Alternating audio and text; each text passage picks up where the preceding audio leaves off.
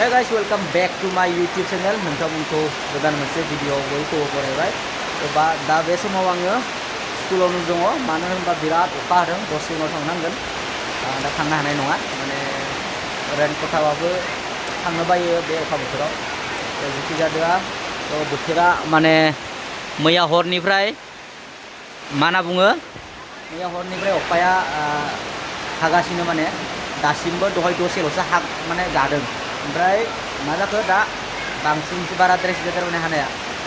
नायदो नोंथांमोना पुरा माने दायो स्कुलाव नोङो एग्जाम सोलिबाय थादों, 9नि क्लास 9नि एग्जाम सोलिबाय थादों।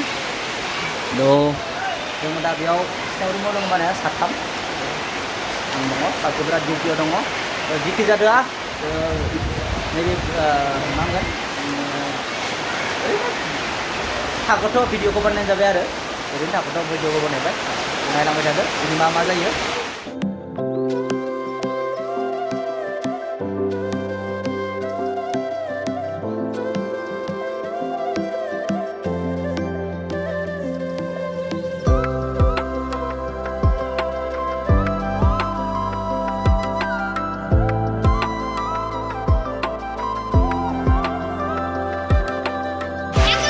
लांनो फैजायाखै यमुना बारसा गथ'फोरा गुडे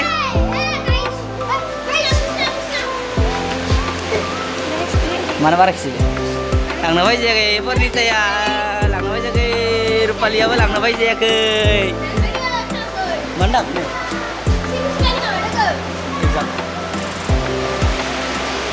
अखाया बहुद माने हाबाय थादो। ओमफ्राय नोंसोर सानैया मा खालामबाय थादो दा?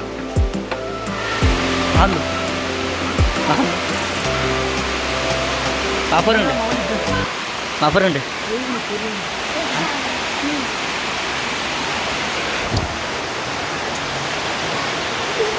मा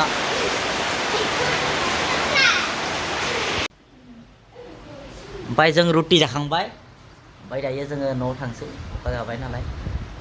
जिखि जादोआ दिनैनि भिडिअ बेखिनियावनो फोजोबनोसै। नायनायनि थाखाय थेंक इउ स' माच।